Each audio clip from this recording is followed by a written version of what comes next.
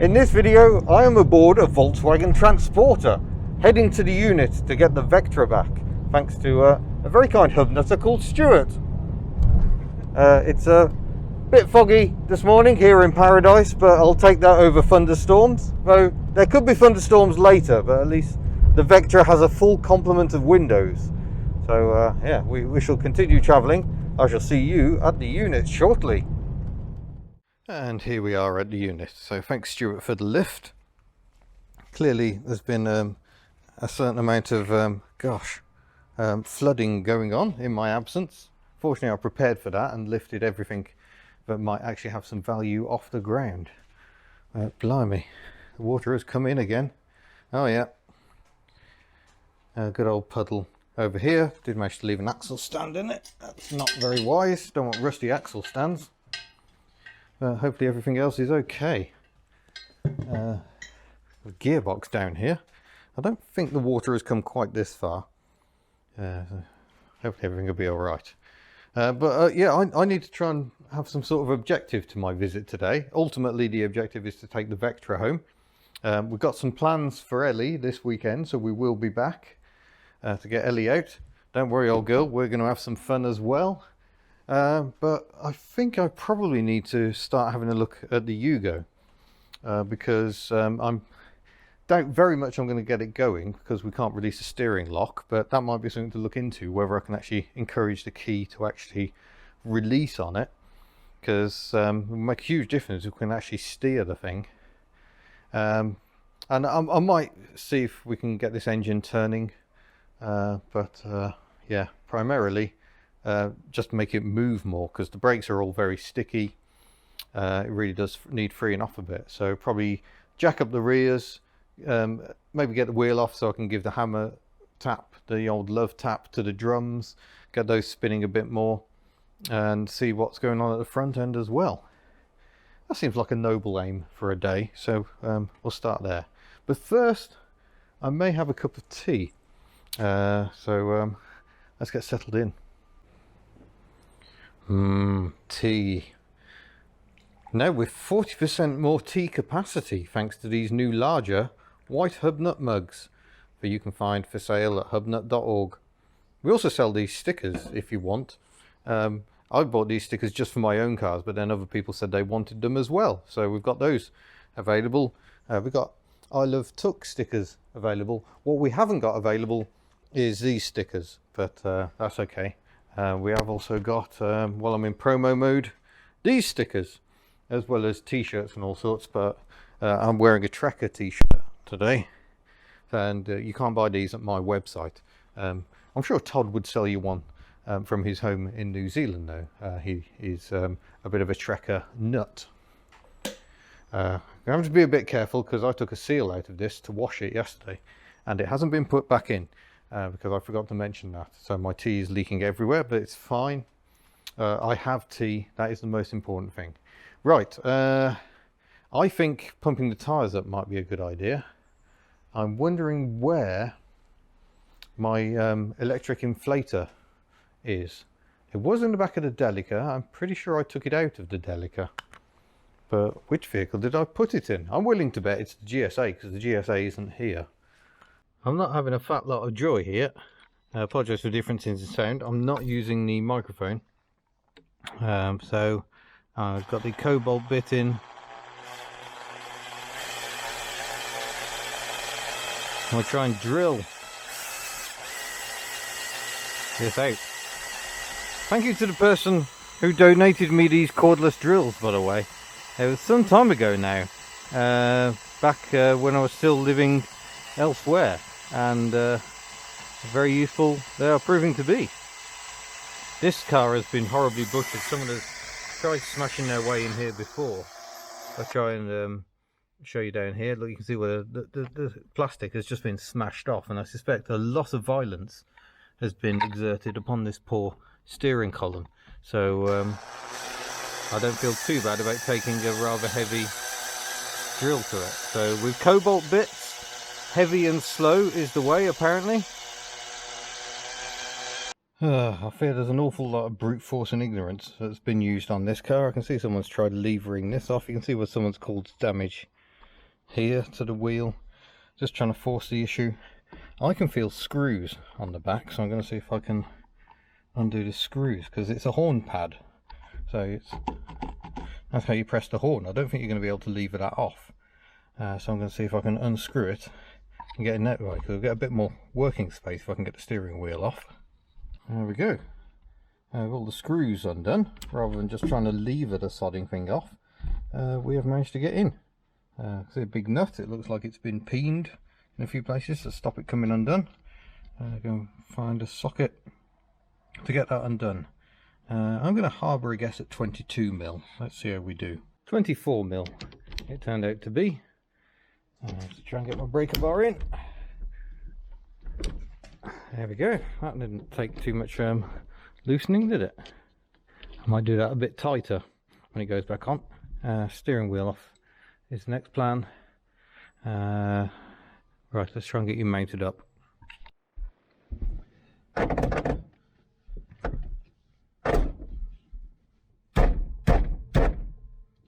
Yeah, I'm sure the steering column shouldn't move around like that. Someone has clearly been very heavy with this. Ah, there we go, that's the steering wheel off. Now I've got better access. Might try, see if I can get a screwdriver in there, because I'm just smacking it. Oops, that was a bit of dashboard from somewhere. Is not working. Just remembered, I bought myself a new chisel. Let's see if we can convince this to play. I was trying not to smack the windscreen out. Problem is, the angle I need to get at is about there.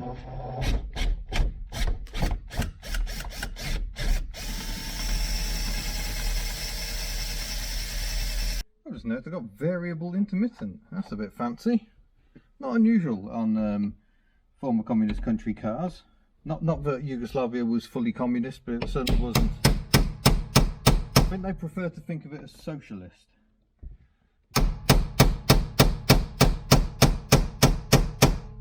Problem is, you can't just unbolt a steering lock, because that would render them quite pointless. So they're fitted with shear bolts, so as they get to the specified torque, the bolt head shears off, so there's nothing you can do but slowly drill it out. I'm aware I'm probably destroying this steering column, but well, not the steering column, the steering lock, but I think I'm accepting that I'm going to have to replace that. Just tried the key with all this banging around. Has that improved it? No. Not 100% convinced it is the right key, but it feels to me like all the tumblers are stuck in there.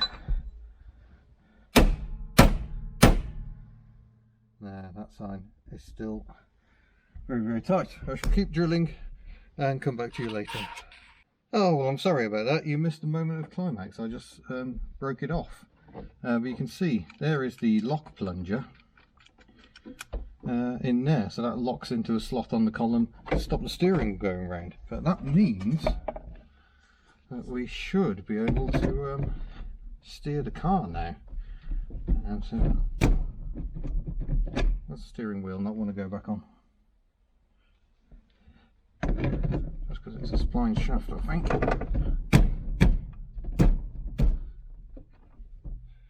Let's give it a bit of gentle persuasion. There we go. We'll get the big nut and we'll start screwing that on.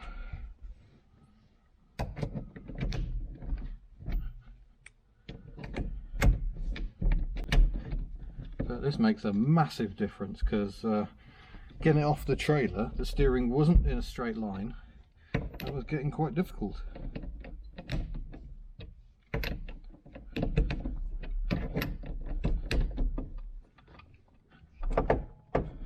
There we go, this steering column is definitely knackered. It shouldn't be doing that. Not sure what's going on there, but yeah.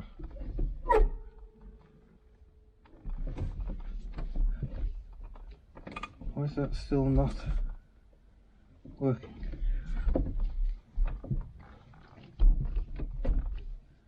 I can see why. It's because the collar has been burst out by them trying to force it before. But I think a bit of gentle persuasion with a chisel will convince it to behave.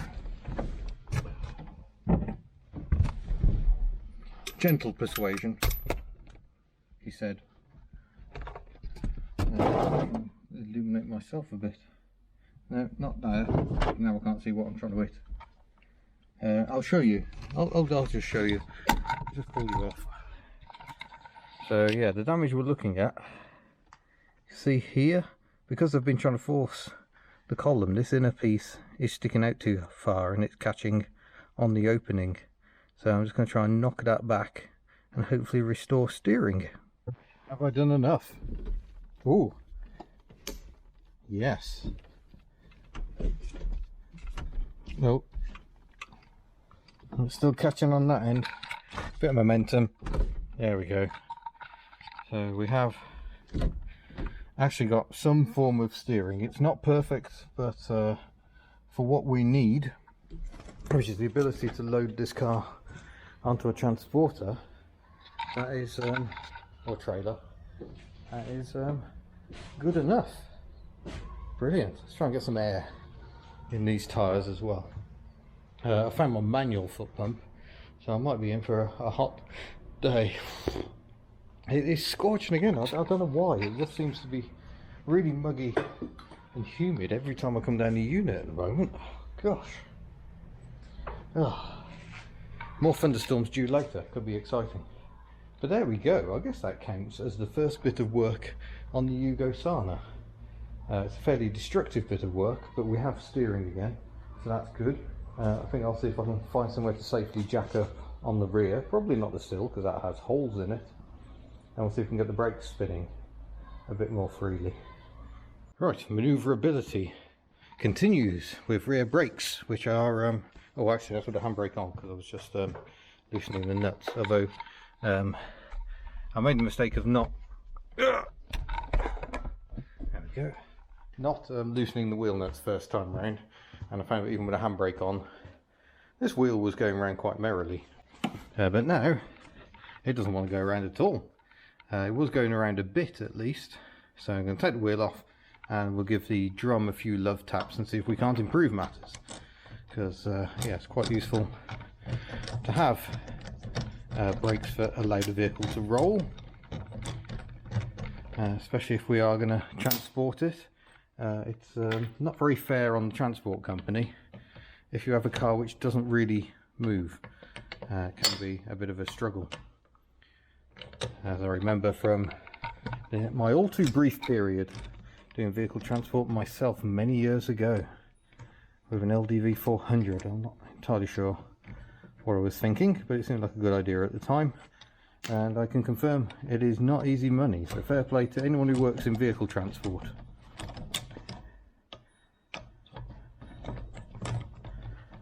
God, everything is quite rusty on this car, isn't it?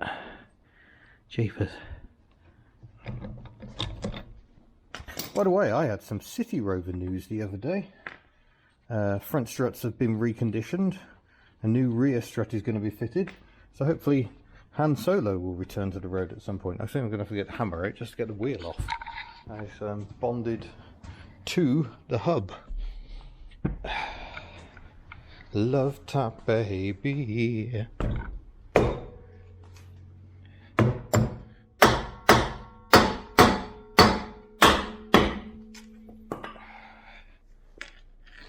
It's alright, I don't care if I damage the wheel, I'm going to fit some blinging alloys. There we go.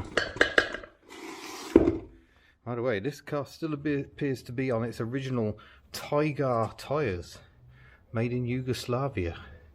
So that dates them a bit. Right, here is the drum brake. We should just give it a few. That's a tiny little drum, isn't it? Blimey.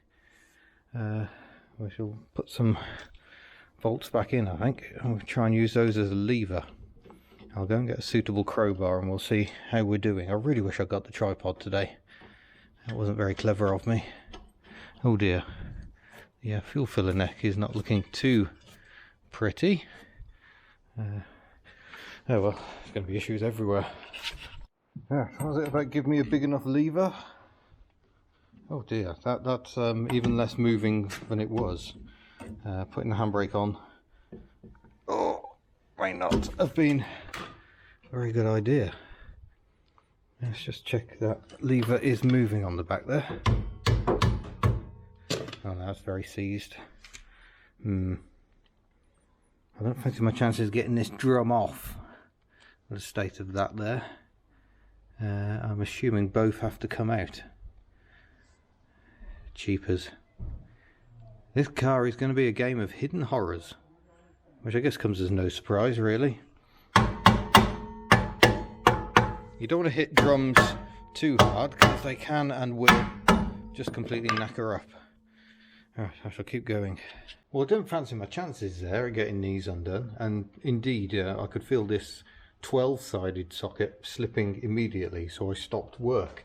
But fortunately I do have a 6-sided one, and these are so much better, and I can prove it because look, it now comes out. There we go, and that as well.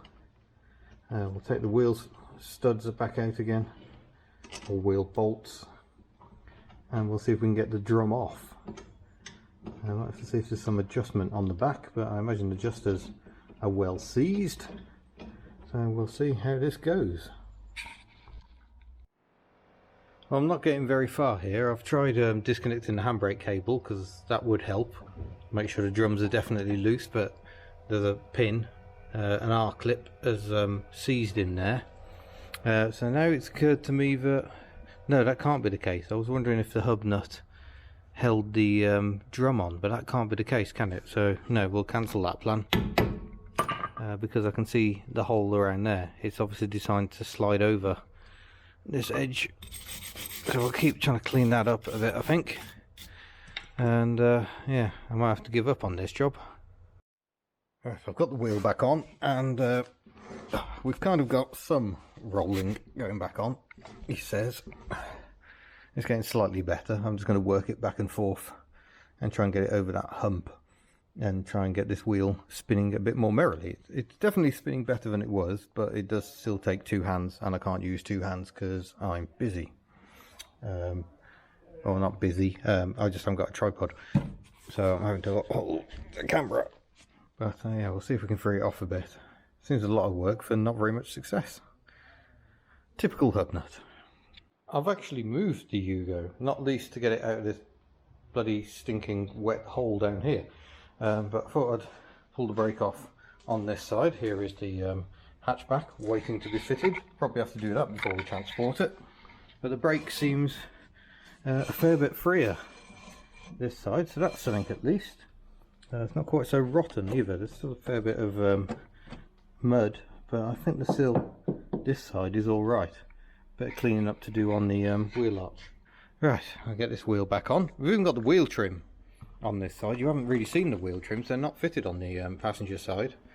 But yeah, very nice. But their wheel trims held on by the wheel bolts, which is kind of irritating. But yeah, lovely to have the original wheel trims still here. Right, we'll get this wheel back on and then roll her around a bit more. Well, I think that's mission accomplished really. It's not a very sexy update, but the Yugo now steers. I've actually managed to roll it just to the entrance so I could try and sweep out all this blooming water. That's good. That makes it a lot less stressy to move. Still need a trailer or a beaver tail with a winch, but we'll find a way, I'm sure. So yeah, Ellie's coming out at the weekend for some fun and games, and then I'll probably bring her over to the new unit next week. Still undecided what to do with this pair. The Fox has MOT. I could tax it, although taxing it for one trip seems a bit much, and there's a few jobs I need to do before I can really start driving her on the road. Exhaust manifold leak been a key one, so she will drive but isn't in ideal form. But then maybe, you know, once I've got more tinkering time, I can actually crack on. I have loads of boxes over there, so I can put all this stuff in boxes and uncover her. And Myrtle the Matiz, she needs to come out as well. But again, am I going to get her road legal just for the drive to the trip? I can't afford all the insurance at the moment. Fox is on laid up cover, which is about 50 quid a year. The Matizzi is currently uninsured. Neither car has tax, and I just can't afford to tax everything at the moment.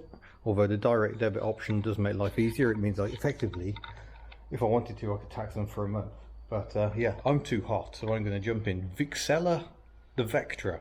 That's what the kids have come up with for that one. I know everyone thought I should call it Huey, but Huey to me is a Series 1 Land Rover, the very first one built. So Huey it will not be. Vixella the Vectra it will be. So I'm going to jump in her, start driving home, get some air moving, because I am just absolutely, I seem to be soaked in sweat every time I come here. Ew. Oof, well, that's been quite the day. No thunderstorms so far, so that's good. Vixella the Vectra is definitely a lot quieter than Tuk the Invacar for this sort of driving. This is exactly what this car was for. I've got the windows open, it's still not even that loud. It's yeah, a world away. But yeah, we're starting on the move. Obviously it's a bit frustrating. I would like to be in the new unit. I'm not yet, but we are getting closer, and then I can get back to proper tinkering videos, more of them. Try and revive the Yugo over the winter, try and improve the Fox, and well, improve all of them really. Tuk and Ellie are both leaking oil variously.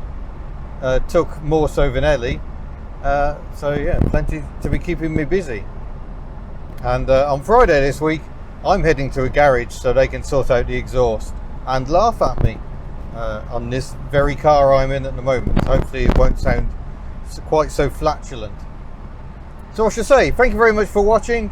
Don't forget you can head to the HubNut store at hubnut.org should you wish to buy lovely merchandise.